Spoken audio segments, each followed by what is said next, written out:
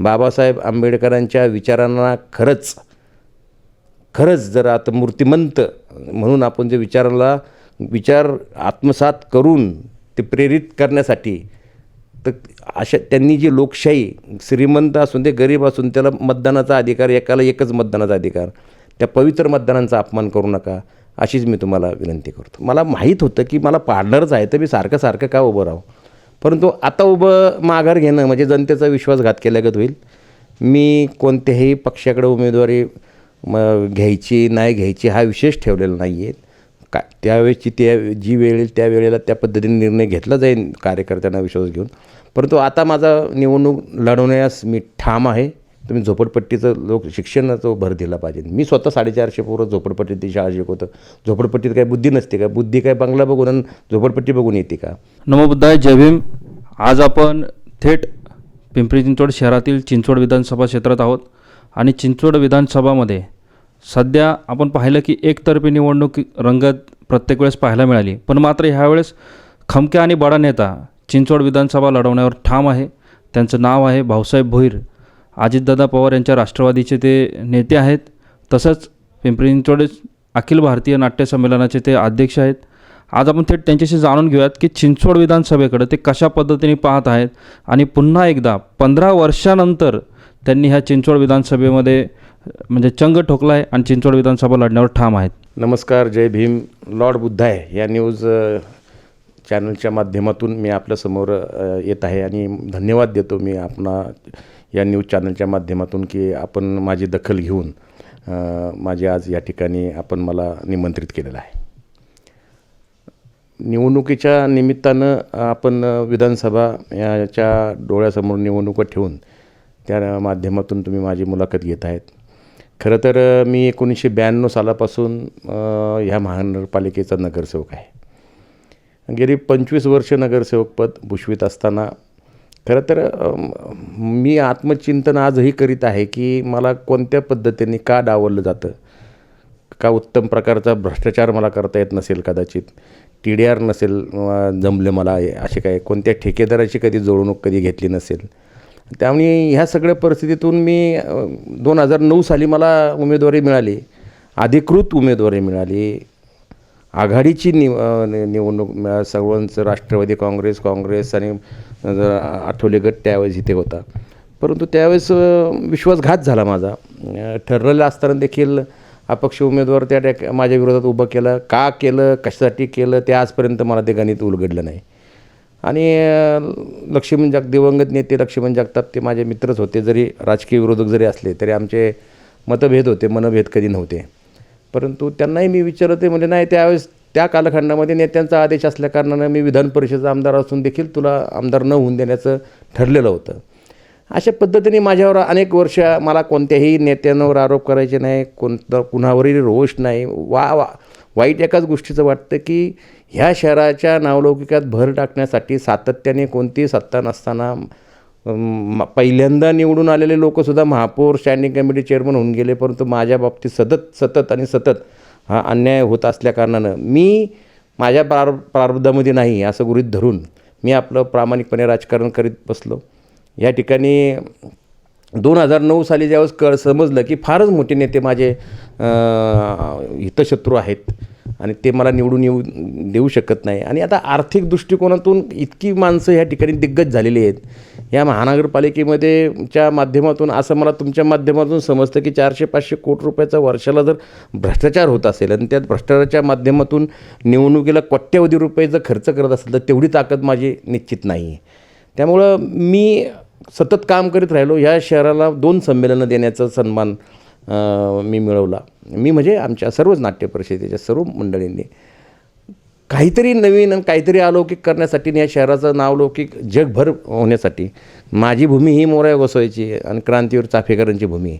त्याला अभिप्रेत असलेलं त्या भूमीत माझा जन्म झालेला आहे. त्यांना त्यांच्या विचारांना, त्यांच्या भक्तीला कुठं काळीमा फासू नये म्हणून कोणतंही कृत्य मी कधी केलं नाही चुकीचं. आणि म्हणून मी ठरवलं आहे की कुणाकडे जाण्यापेक्षा जनतेच्या न्यायालयात जायचं.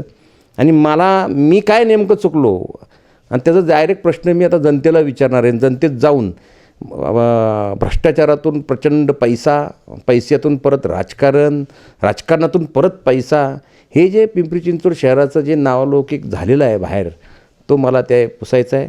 आणि निश्चितपणे लोक जागृत आहे. आजही माझा मतदारांवर विश्वास आहे. त्यांना फक्त जागृत करणं गरजेचं आहे आणि ते जागृती करण्यासाठी मी सुरुवात केलेली आहे. साहेब, जर समजा आता या ठिकाणी आपण महायुतीमध्ये आहात, भाजपला जागा सुटणार हे असं बोललं जाते, मात्र अजितदादा पवार गटाला डावलण्याचा प्रयत्न वरतूनही सुरू आहे, जेणेकरून आपण पाहतोय की अनेक नेते आहेत की जे दादांच्या विरोधात बोलत आहेत.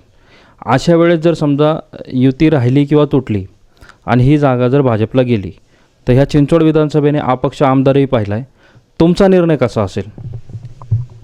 मी निर्धार पक्का केलेला आहे. आता मी लोकांचा विश्वास गमावणार नाही, कारण का मी 3दा माघार घेतलेली आहे. मी 2009 नंतर मी म्हणजे आली निवडणूक आलं अंगात की राहा उभा, आली निवडणूक आलं अंगात की राहा उभा, अशी काही मी आता ताईपणा केलेला नाही. ते आणि कुठेतरी मॅच्युरिटी लागते. मला माहीत होतं की मला पाडणारच आहे, तर मी सारखं का उभं राहू.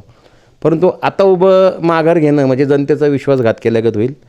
मी कोणत्याही पक्षाकडे उमेदवारी घ्यायची नाही घ्यायची हा विशेष ठेवलेला नाही आहे. त्यावेळेची जी वेळ येईल त्या वेळेला त्या पद्धतीने निर्णय घेतला जाईल कार्यकर्त्यांना विश्वास घेऊन. परंतु आता माझा निवडणूक लढवण्यास मी ठाम आहे. माझ्या पक्षाचं नाव आहे मोरया गोसावींची भक्ती आणि चाफेकरांची क्रांती, हेच माझं लक्ष. त्यामुळं कायम चिंचवड हे टार्गेट ठेवलेलं आहे या मंडळींनी. आणि ह्या शहराला काहीतरी एक सुसंस्कृतपणा किंबहुना काहीतरी विचार, दूरदृष्टी, असं काहीतरी, का नुसतंच भ्रष्टाचार करणारे प्रगल्भ नेत्यांचीच तुम्हाला गरज आहे. मला असं वाटतं की आता पक्ष वगैरे हा भाग ते नेत्यांच्या पद्धतीने त्यांचे सोयीस्कर ते निर्णय घेत असतात. मला कोणत्याही नेत्यांबद्दल आकस नाही, कारण का तूच आहे तुझ्या जीवनाचा शिल्पकार, सद्गुरू वामनराव पै म्हटलेले आहेत. जर आपण दोष कुणाला देण्यापेक्षा माझ्यात काय उणिवा आहेत त्या उणिवा मी शोधलेल्या आहेत. कारण का आपण ह्यांना आर्थिकदृष्ट्या टक्कर देऊ शकत नाही. भ्रष्टाचार किती सराईतपणे करता येतो ह्याचं टक्कर देऊ शकत नाही.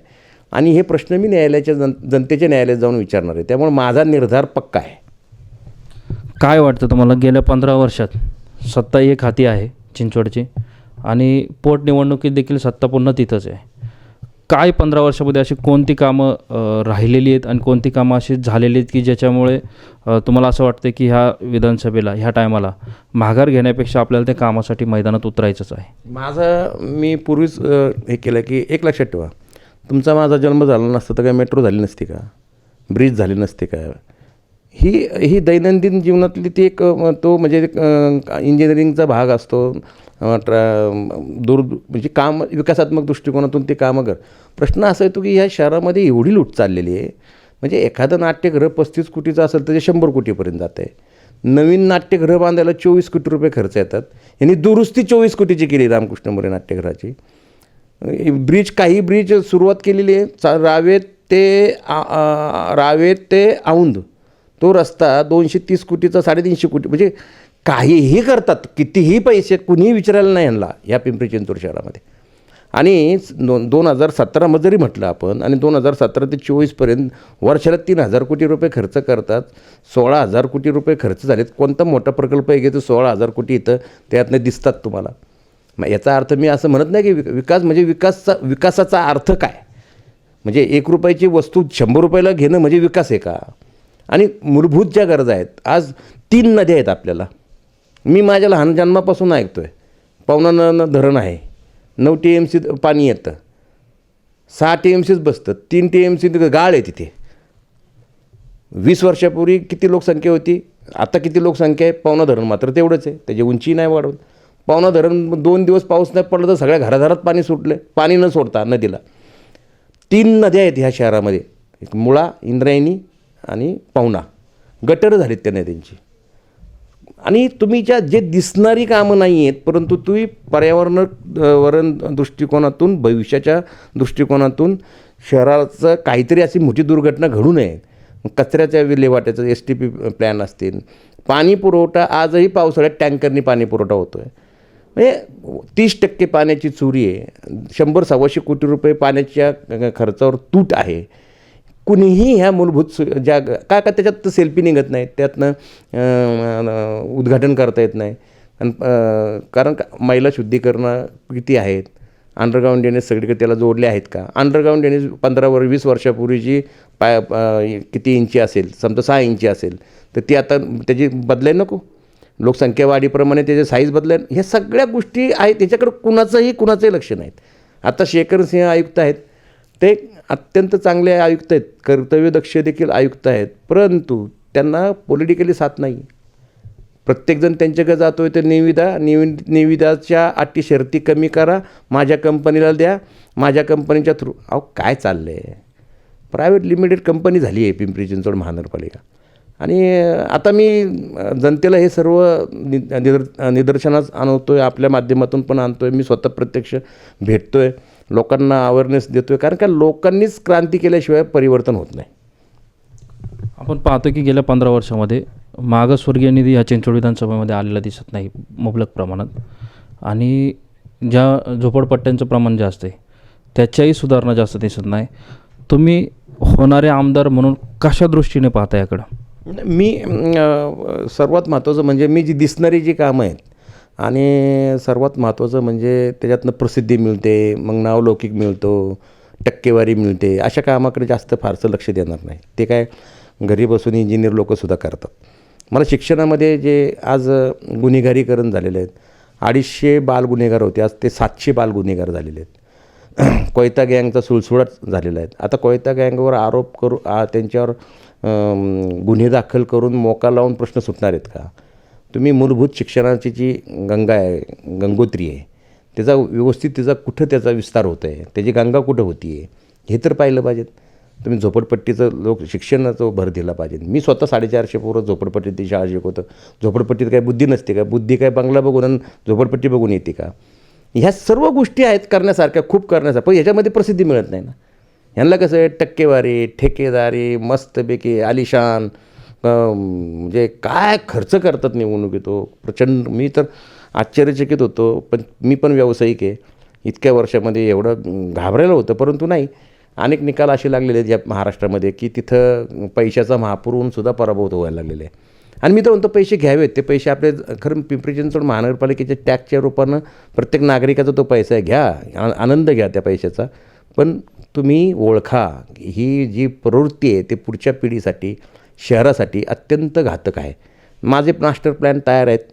मी निवडणूक जिंकण्यासाठीच उभं राहणार आहे, आणि माझ्यावरचा झालेला अन्याय हा लोकांसमोर आहे. मी राजकारणात पदार्पण केल्यापासूनची माझी संपत्तीचं मोजमाप करा, आणि आत्ता जे आहेत त्यांच्या संपत्तीचं मोजमाप करा. कारण कुठेतरी दूध का दूध, पाणी का पाणी एकदा झालंच पाहिजे. आपण पाहतो की 2 महापुरुषांचे या ठिकाणी पदस्पर्श झालेला आहे. एक म्हणजे संत तुकाराम आहे, आणि दुसरं म्हणजे डॉक्टर बाबासाहेब आंबेडकर. देहू आणि देवरोड अंतर कमी आहे, मात्र संपूर्ण विश्वाला एक वेगळा विचार त्यांनी दिला आहे, विचाराची धारा.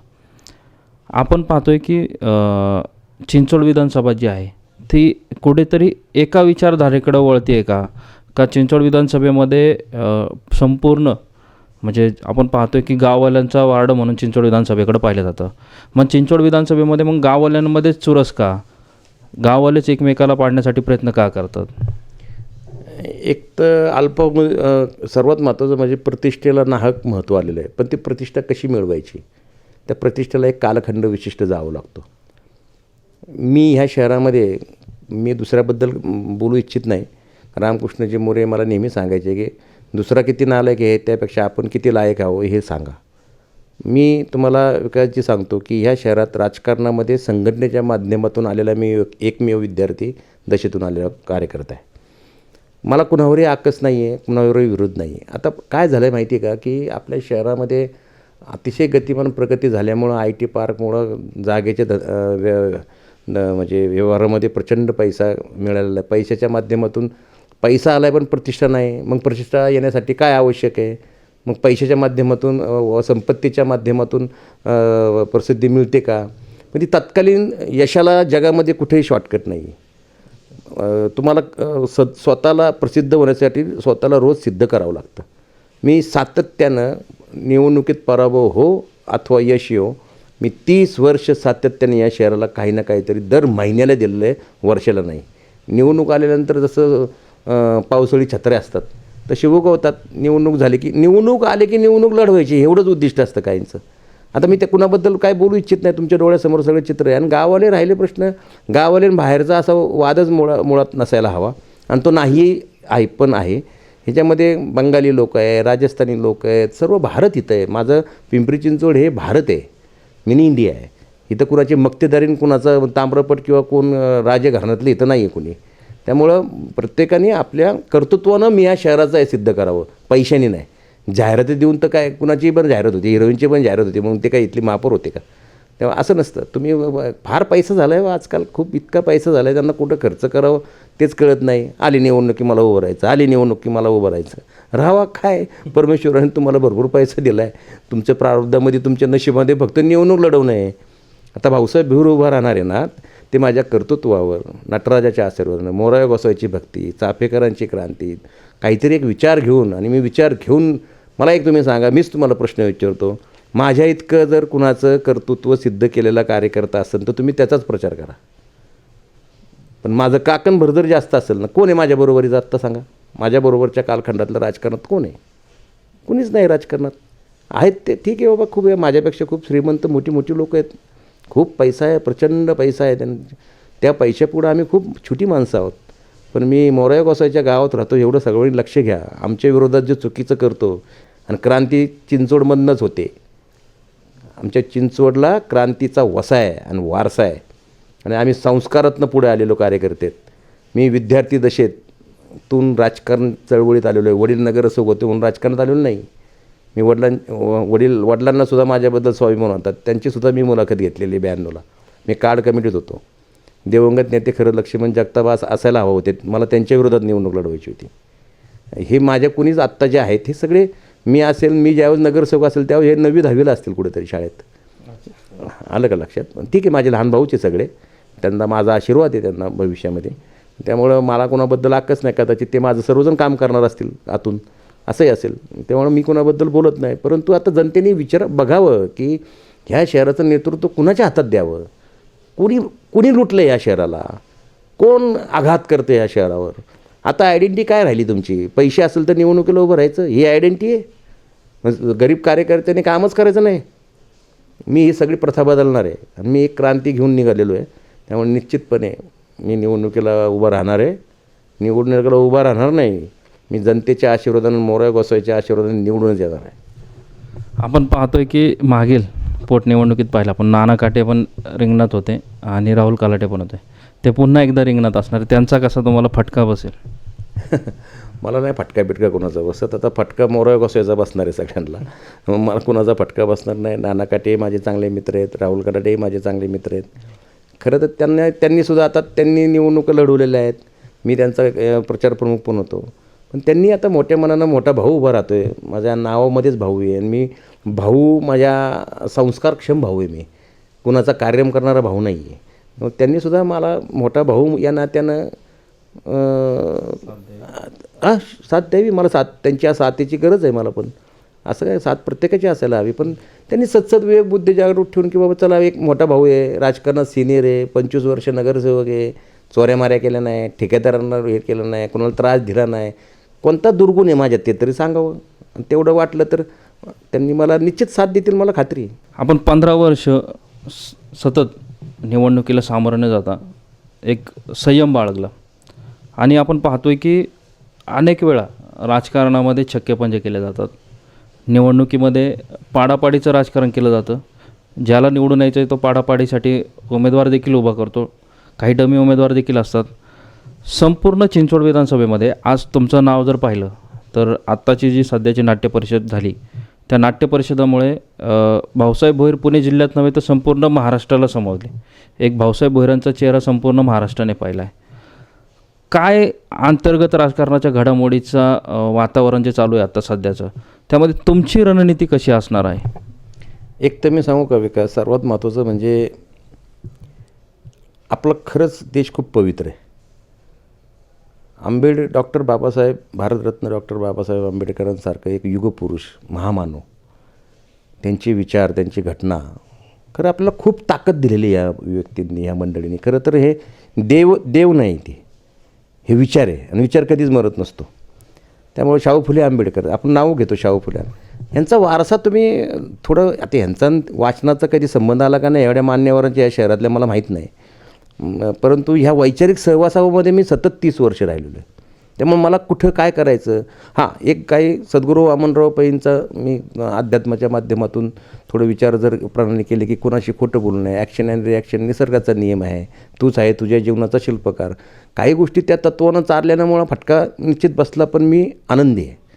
त्यामुळं व्यूहरचना म्हणा किंवा काय असा, बाबासाहेब आंबेडकरांनी कधी राजकारणात व्यूहरचना केली? मग काय त्यांचं नाव झालं नाही? महात्मा फुले काय कुठं महापौर होते का सरपंच होते कुठं? त्यांचं नाव चंद्र सूर्य एक वेळ लुप्त होतील, पण यांचे विचार लुप्त होणार नाही. त्यामुळं मला असं वाटतं की आपण विचार पेरण्याचं काम करावं. आणि ती संकल्पना सुचली मला की माझ्या शहरात मी 99 साली संमेलन घेतलं होतं, 79वं. आता 100वं संमेलन मी आदरणीय पवारसाहेब असतील, उदय सामंत असतील, आमचे प्रशांत दामले असतील, आमचं सर्व नियामक मंडळ असेल, आमचं कार्यकारिणी सदस्य असतील, या सर्वांशी मी विनंती करून हात जोडून मी 100वं संमेलन का घेतलं इथं? तर तुम्ही महाराष्ट्रात म्हटले ना, महाराष्ट्रात नाही, आपलं हे संमेलन जगात 7 लाख लोकांनी पाहिलं, जगात 100वं संमेलन. पण हे म्हणजे त्याचं सारथ्य करण्याची संधी मला मिळाली, ह्याच्यापेक्षा माझ्या आयुष्यातली लाजरामर क्षण कोणता असेल? आणि मी द्यायला दिलं आहे शहराला काहीतरी, निवडणूक लढव आणि निवडणूक लढव, नुसतं ते नाही करत मी ह्या सगळ्या सामाजिक उपक्रम आणि शहराच्या नावलौकिकात भर टाकणारे बौद्धिक घटना देखील मी करतो. आता राहिला तुम्ही प्रश्न केला की व्यूहरचना, हे माझ्या व्यूहरचना सगळे माझ्याकडूनच शिकतात आणि माझ्यावरच कार्यक्रम करतात.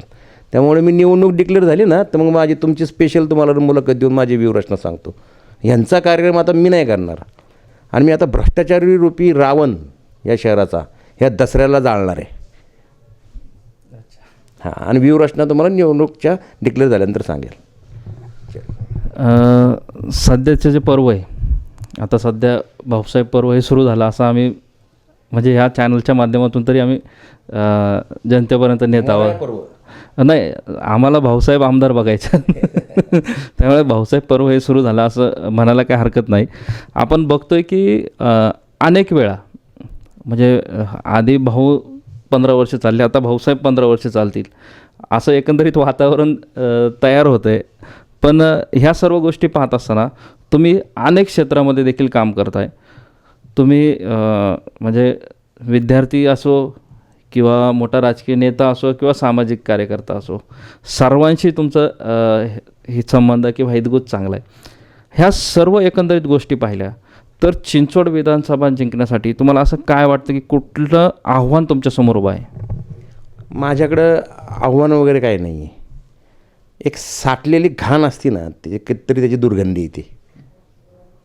तुंबलेलं गटर, तुंबलेलं ड्रेनेज, तसं हे भ्रष्टाचार साठलेलं ड्रेनेज तुंबलेलं आहे ना, आता त्याची दुर्गंधी संपूर्ण चिंचवड मतदारसंघात नाही तर शहरात पसरलेली आहे. आणि त्याचा अतिशय परिणाम लोकांच्या प्रकृतीवर नव्हे तर अंतर्मनावर होऊ लागलेला आहे. त्यामुळं परिवर्तन हे अटळ आहे. किती वर्ष एकच तेच पैसा, तेच सगळे, आणि कशासाठी? मला असं वाटतं की ह्यापुढं चिंचवडच्या नागरिकांनी, मतदारांनी समोर असलेला उमेदवार, त्याचा आडनाव काय आहे, त्याचा पक्ष कोणता आहे, त्याहीपेक्षा त्याचं कर्तृत्व काय आहे, त्यांनी काय केलं आजपर्यंत शहरासाठी, त्याचा इतिहास काय आहे, आणि तो सुसंस्कृत आहे का, त्याची राजकीय कारकीर्द किती वर्षाची आहेत, हे सर्व मूल्यमापन करून मतदान करावं. जाता जाता तुम्हाला टी व्हीच्या माध्यमातून जवळजवळ संपूर्ण भारतभर लोक पाहतात. काय मतदारांना तुम्ही जाता जाता एक संदेश देणार आहात? पुन्हाच आपण भेटणार आहोत, पुन्हा ह्याच्यावरती आपल्या चर्चा देखील होणार आहेत. निवडणूक जवळच येत आहे, निवडणुकीच्या अनुषंगाने आपण वारंवार भेटणार आहोत. पण आत्ता जाता जाता तुम्ही काय सांगाल ह्या सुज्ञ मतदारांना? मी सुज्ञ मतदारांना एकच विनंती करतो, आपला देश हा खूप रक्तरंजित आहे. अनेक क्रांतीवीरांनी, अनेक मंडळींनी तर आपलं बलिदान दिलेलं आहे. आजही सीमेवर रोज 10-15 आपले सैनिक शहीद होत आहेत. अशा परिस्थितीमध्ये देश असेल, राज्य असेल, शहर असेल, कुणाच्या हाती द्यावं आणि अर्थकारणाच्या माध्यमातून राजकारण करणाऱ्या मंडळीपासून सावध राहावं. एखाद्या सोसायटीला कलर देतील, पाणी देतील आणि त्याच्या 100 पटीने ते 5 वर्षात वसूल करतील. अशा प्रवृत्तीला तुम्ही खतपाणी घालू नका. कुणालाही मतदान द्या, पण व्यक्ती बघून द्या, त्याची पार्श्वभूमी बघून द्या, त्याचे इतिहास बघा, तो कर्तृत्वान आहे की नाही पहा. केवळ आर्थिकदृष्ट्या सक्षम आहे असं बघून जर चाललं तर पुढच्या पिढीसाठी हे खूप घातक आहे. इतका प्रचंड भ्रष्टाचाराच्या माध्यमातून जे वातावरण दूषित केलेलं आहे, सामाजिक वातावरण, राजकीय वातावरण. आजकाल गरीब घरातील मुलाला राजकारणात यायचं म्हणल्यानंतर धडकी भरते. मी एवढे पैसे आणू, म्हणजे त्याची सामाजिक बांधिलकीच तुम्ही मारून टाकताय का? याचं आत्मचिंतन या मतदारांनी करावं. ह्याच माध्यमातून तुम्हाला मी नम्र आवाहन करतो. ही संधी परत नाही. बाबासाहेब आंबेडकरांच्या विचारांना खरंच जर आता मूर्तिमंत म्हणून आपण जे विचार आत्मसात करून ते प्रेरित करण्यासाठी, तर त्यांनी जी लोकशाही, श्रीमंत असून ते गरीब असून त्याला मतदानाचा अधिकार, एकाला एकच मतदानाचा अधिकार, त्या पवित्र मतदानाचा अपमान करू नका, अशीच मी तुम्हाला विनंती करतो. आपण पाहिलं दिलखुलास भाऊसाहेब आपल्यासमोर एकदम मनमोकळेपणाने आपल्यासोबत बोललेले आहेत. आपण त्यांच्याशी चर्चा करत असताना अनेक गोष्टी त्यांनी सांगितल्यात. भ्रष्टाचारावरती मात्र त्यांचा रोख आहे, कारण चिंचवड विधानसभेमध्ये जी कामं व्हायला हवी होती ती कामं ज्या रेटमध्ये ठरलेली आहेत त्याच्यापेक्षा दुप्पट तिप्पट अनेक रेट वाढले, आणि ते वाढले कसे, त्याला काय बेस काय, ह्या सर्व गोष्टी तपासून त्यांचा अभ्यास मात्र ह्या चिंचवड विधानसभेवरती दांडगा झालेला आहे. हे आपल्याला याच्या माध्यमातून पाहायला मिळालं. जनता काय निर्णय घेणार हे तुमच्या जनतेच्या हातात आहे, पण सध्या तरी भाऊसाहेब भोईर यांनी चिंचवड विधानसभा जिंकण्याचा शेंडू ठोकलेला आहे आणि त्यांना कितपत यश येतं हे आपल्याला पाहायला मिळणार आहे. तोपर्यंत मी या ठिकाणी तुर्तास इथेच थांबतो. मी Vikas Khadlak, Lord Buddha TV channel, cameraman Pratiksha. आप देख रहे हैं लॉर्ड बुद्धा टीवी.